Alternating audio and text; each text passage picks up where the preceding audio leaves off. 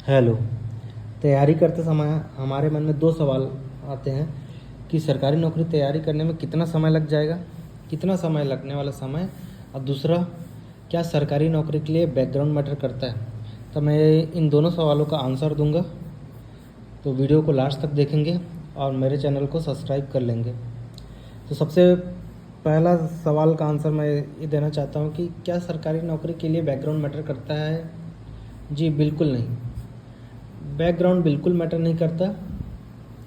आप चाहे maths background हो, कॉमर्स बैकग्राउंड हो, इंजीनियरिंग किए हो, बैकग्राउंड मैटर नहीं करता। बस हाँ, ये एक चीज़ मैटर करता है कि उसमें लगने वाला समय ये थोड़ा सा ये इसमें प्रभाव प्रभाव कर डाल सकता है, थोड़ा सा प्रभावित कर सकता है। जैसे मैं मैथ्स बैकग्राउंड का हूँ, समझ जाइए ऐसा। अब कोई व्यक्ति आर्ट्स वाला है, हम लोग तैयारी कर रहे हैं। मैंने रेलवे की तैयारी करना शुरू किया। रेलवे में मैथ्स ज़्यादा पूछता है और आर्ट्स वाला व्यक्ति भी रेलवे की तैयारी करना शुरू किया। हालांकि हमारा एग्ज़ाम 1.5 साल बाद है। तो मैंने मैथ्स की तैयारी केवल 6 महीने में कंप्लीट तैयारी कर ली, अच्छे से 6 महीने में कंप्लीट तैयारी कर ली अच्छी तरीके से, और 6 महीने लगभग रिवीजन किया। अब मैं रेलवे का एग्ज़ाम निकालने लायक मतलब कैंडिडेट बन चुका हूँ 1 साल में। अब कोई आर्ट्स वाला बंदा है, उसको तैयारी करने में, मैथ्स की तैयारी करने में लगभग उसको 9 महीने लग जाए, 3 महीना मुझसे ज़्यादा। लेकिन उसने 6 महीने रिवाइज़ करके कंप्लीट किया अपने सिलेबस को। उसने 1.5 साल में कंप्लीट किया और मैंने 1 साल में कंप्लीट किया, तो भी मैटर नहीं करता। आखिरकार सिलेबस उसने भी कंप्लीट कर लिया और मैंने भी कंप्लीट कर लिया।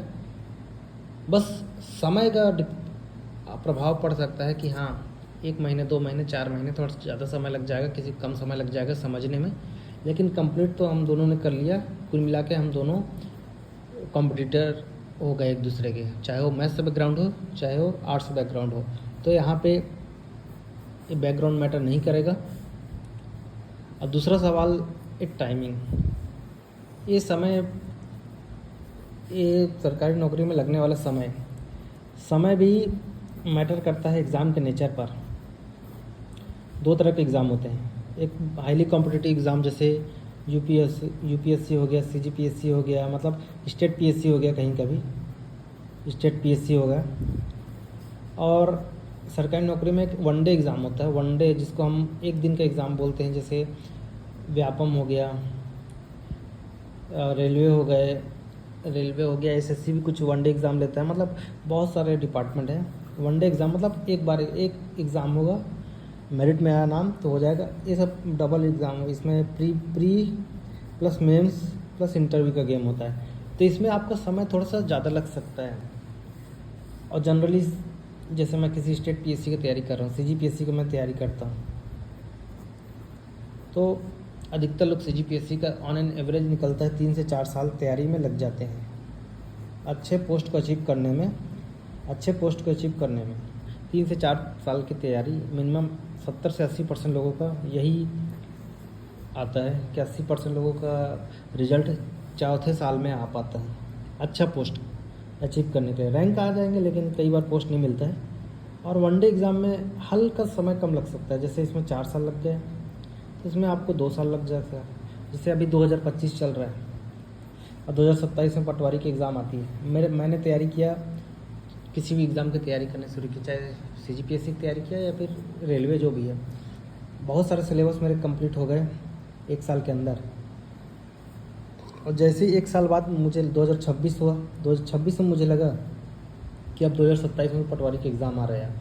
कुछ सिलेबस मेरे बचे हैं, जैसे जीएस वगैरह और मैथ्स वगैरह मैंने कंप्लीट कर रखा है। तो मुझे मात्र 1 साल या 8 महीने, 10 महीने, जितना भी समय बचा है, उसमें उसी सिलेबस को देखना है, पर्टिकुलर सिलेबस को देखकर तैयारी करनी है। तो मेरा सिलेबस यहीं पे कंप्लीट हो जाएगा।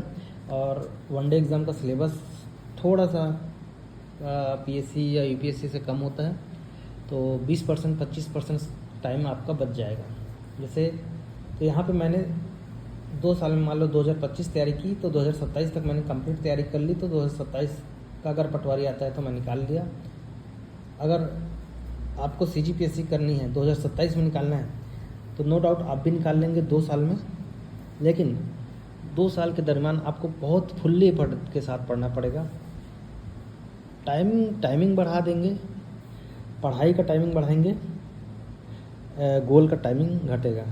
आप 9 घंटे डेली पढ़ेंगे, 8-9 घंटे, तो आप 2 ही साल में अचीव कर लेंगे। आप 6 घंटे पढ़ेंगे डेली तो आपको 3 से 4 साल लग सकते हैं। आप बहुत रुक के पढ़ेंगे तो 5-6 साल भी लग सकते हैं किसी टारगेट को अचीव करने में। और लापरवाही करेंगे तो कभी अंदर कभी बाहर, रैंक अच्छा आएंगे लेकिन पोस्ट नहीं मिलेगा।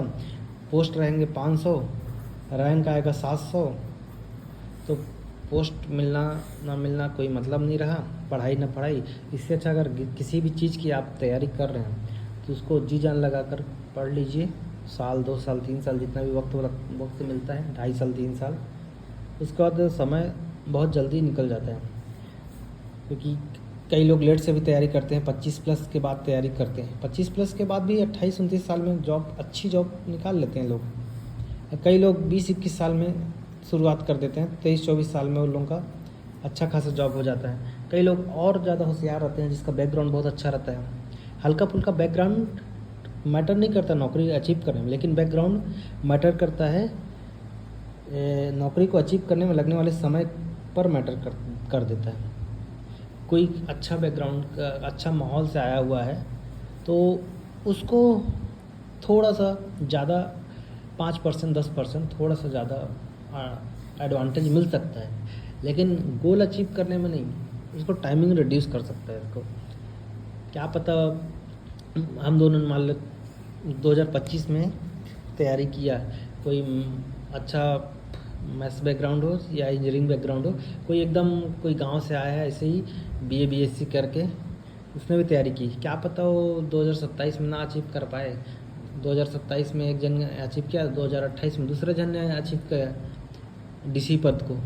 तो टाइमिंग बस रिड्यूस हो सकता है, लेकिन पोस्ट मैटर नहीं करता, बैकग्राउंड मैटर नहीं करता। हल्का फुल्का टाइमिंग मैटर कर सकता है बैकग्राउंड से, वो भी अगर एफर्ट्स अच्छा डालता है कोई तो वो भी मैटर नहीं करेगा।